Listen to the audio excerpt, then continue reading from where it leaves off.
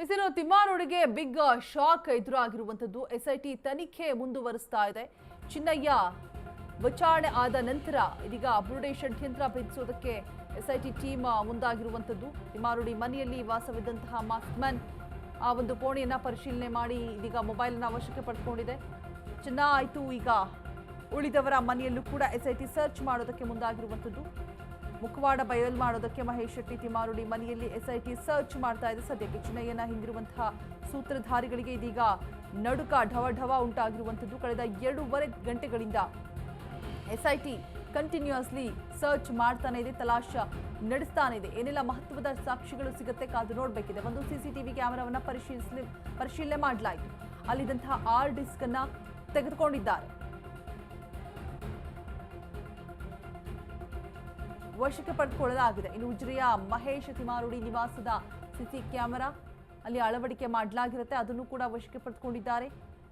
ತಿಮ್ಮಾರೋಡಿ ಮನೆಯನ್ನು ಕೂಡ ಕಂಪ್ಲೀಟ್ ಆಗಿ ಸರ್ಚ್ ಮಾಡಿದ್ದಾರೆ. ಅಲ್ಲಿ ಚಿನ್ನಯ್ಯ ಇದ್ದಂತಹ ಕೋಣೆಯನ್ನು ಕೂಡ ಪರಿಶೀಲನೆ ಮಾಡಲಾಗಿದೆ. ಆ ಕೋಣೆ ಪರಿಶೀಲನೆ ಮಾಡಿದಂತಹ ಸಂದರ್ಭದಲ್ಲಿ ಆತ ತಾನು ಮೊಬೈಲ್ ಯೂಸ್ ಮಾಡಲ್ಲ ಅಂತ ಹೇಳಿದ, ಆದರೆ ಮೊಬೈಲ್ ಸಿಕ್ಕಿರುವಂಥದ್ದು. ಆ ಮೊಬೈಲ್ನಲ್ಲಿ ಏನೆಲ್ಲ ಸಾಕ್ಷ್ಯಗಳು ಅಡಗಿರುತ್ತೆ, ಆತನ ಕಾಂಟ್ಯಾಕ್ಟ್ಸ್ ಏನೆಲ್ಲ ಇದೆ, 2 ವರ್ಷದ ಟ್ರಾವೆಲಿಂಗ್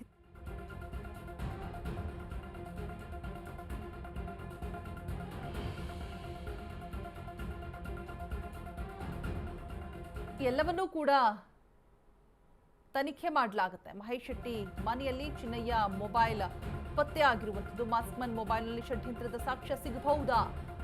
ಚಿನ್ನಯ್ಯ ಉಳಿದಿದ್ದ ಜಾಗದ ಸಂಪೂರ್ಣ ಮಹಜರ್ ಮಾಡಲಾಗಿದೆ. ಸಹೋದರರ ಮನೆಯನ್ನು ಕೂಡ ತಿಮ್ಮಾರೋಡಿ ಸಹೋದರರ ಮನೆಯನ್ನು ಕೂಡ ತಲಾಶ್ ಮಾಡಲಾಗಿದೆ. ಮಹೇಶ್ ಶೆಟ್ಟಿ ಹಾಗೆ ಮೋಹನ್ ಶೆಟ್ಟಿ ನನ್ನ ಬಳಿ ಮೊಬೈಲ್ ಇಲ್ಲ ಅಂತ ಹೇಳಿದ ಮಾಸ್ಕ್ಮನ್, ಬಟ್ ಮೊಬೈಲ್ ಸಿಕ್ಕಿರುವಂಥದ್ದು.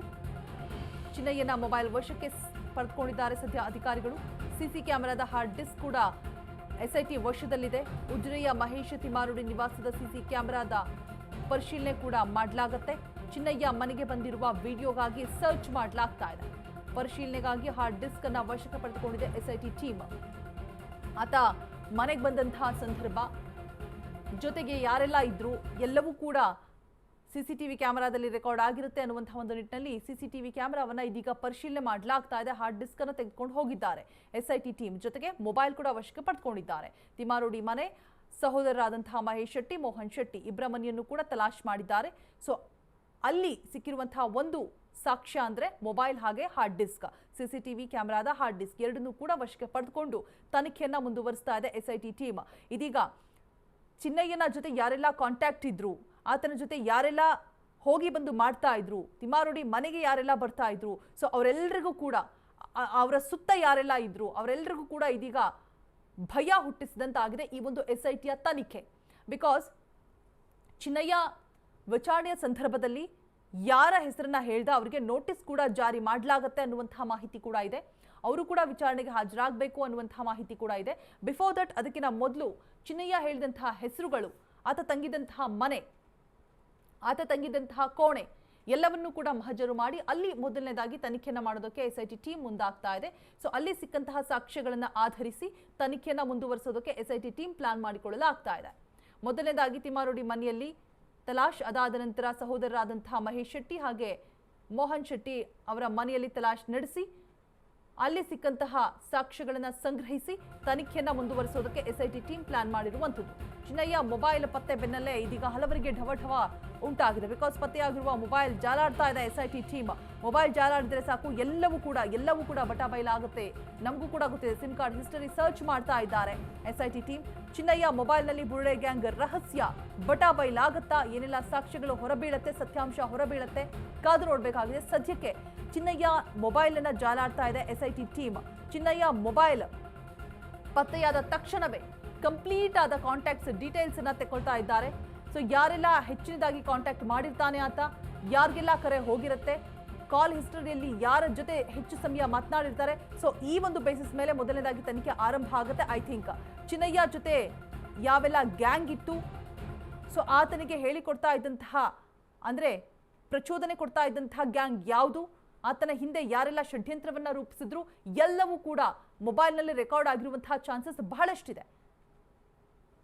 ಸೊ ಹಾಗಾಗಿ ಮೊದಲನೇದಾಗಿ ಮೊಬೈಲ್ ಅನ್ನ ವಶಕ್ಕೆ ಪಡೆದುಕೊಂಡು ಅಧಿಕಾರಿಗಳು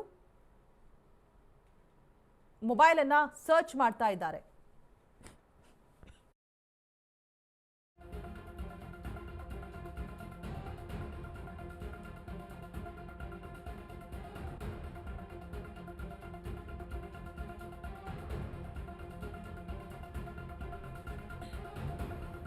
ಚಿನ್ನಯ್ಯನನ್ನ ಮೊದಲು ಯಾರು ಸಂಪರ್ಕ ಮಾಡಿದ್ರು, ಷಡ್ಯಂತ್ರ ರೂಪಿಸೋದಕ್ಕೆ ಯಾವೆಲ್ಲ ರೀತಿ ಪ್ಲಾನ್ ಮಾಡಲಾಗಿತ್ತು, ಚಿನ್ನಯ್ಯನನ್ನ ಉಜ್ರೆಗೆ ಬರೋದಕ್ಕೆ ಹೇಳಿದ್ದು ಯಾರು, ಫೋನಲ್ಲಿ ಚಿನ್ನಯ್ಯ ಯಾರ್ಯಾರ ಜೊತೆ ಮಾತನಾಡಿದ್ದಾನೆ, ಸಿಮ್ ಕಾರ್ಡ್ ಹಿಸ್ಟರಿಯಿಂದ ಬಯಲಾಗುತ್ತಾ ಸ್ಫೋಟಕ ಸತ್ಯ.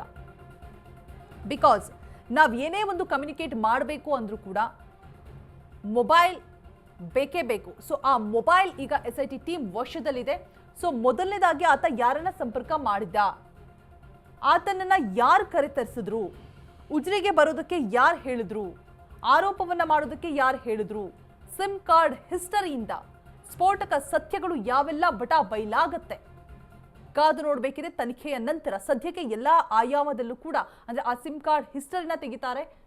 ಅದಾದ ನಂತರ ಅಲ್ಲಿ ಸಿಕ್ಕಂತಹ ಸಾಕ್ಷ್ಯಗಳ ಆಧಾರದ ಮೇಲೆ ತನಿಖೆಯನ್ನು ಮುಂದುವರಿಸೋದಕ್ಕೆ SIT ಪ್ಲಾನ್ ಮಾಡಿರುವಂಥದ್ದು.